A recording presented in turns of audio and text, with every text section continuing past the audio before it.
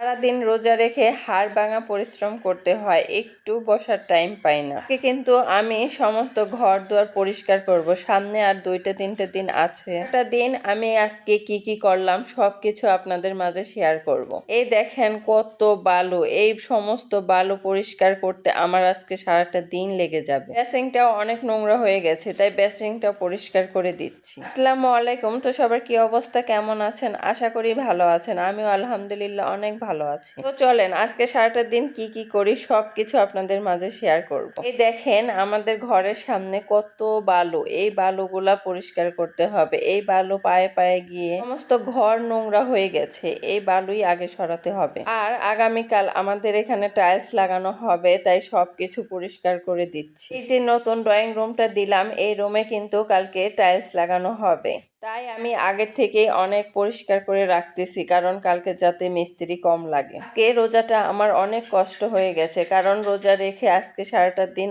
অনেক খাটাখাটনি করেছি। অবশ্যই কাজ করলে কিন্তু শরীর ভালো থাকে। আপনারা সারা দিন কাজকর্ম করবেন, তাহলে কিন্তু শরীরটা অনেক ভালো থাকবে। মিস্ত্রিরা কাজ করেছে আর সিমেন্ট বালু নিচে পড়েছে। সিমেন্ট বালু নিচে পড়ে এমন শক্ত হয়ে লেগেছিল যা শাপল দিয়েও ভাঙা যাচ্ছিল না। অনেক কষ্ট করে ভাঙতে হচ্ছে। আমার কিন্তু একা একাই এই কাজগুলা করতে অনেক জুলুম হয়ে যাচ্ছে। তারপরও কি করব বলেন, নিজের কাজ তো ফেলে রাখা যায় না, তার জন্য নিজে কষ্ট করে করতেছি। সারা বছর মানুষ কাজকর্ম করে, কিন্তু এই রোজার মাসে কাজকর্ম বন্ধ রাখে, কারণ রোজার মাসে সবাই একটু রেস্ট নিতে চায়, কিন্তু আমার আর রেস্ট হলো না। মানুষ রোজা রমজানের দিন কিন্তু 10টা-11টা পর্যন্ত ঘুম পারে, কিন্তু আমার কপালে সেই শোকটা নেই। আমার কিন্তু ভোর 6টার সময় ঘুম থেকে উঠতে হয়। দেখেন মিস্ত্রিরা কাজ করে সিমেন্ট বালু ছিটে ছিটে বেসিংটা নোংরা হয়ে গেছে। আমার অনেক শখের বেসিংটা, এই বেসিংটা অনেক নোংরা হয়ে গেছে। এই বেসিংটা আমি আজকে সুন্দরভাবে পরিষ্কার করব। এমন ভাবে সিমেন্ট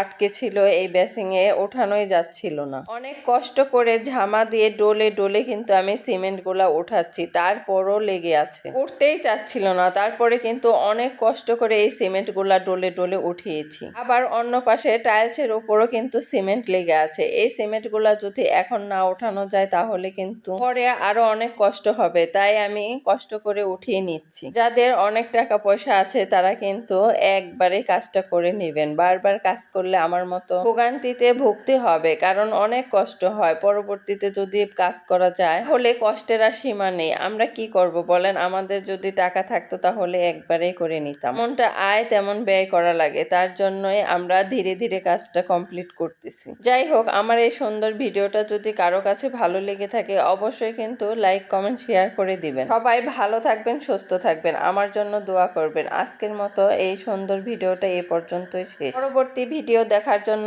আমন্ত্রণ রইল। আল্লাহ হাফেজ।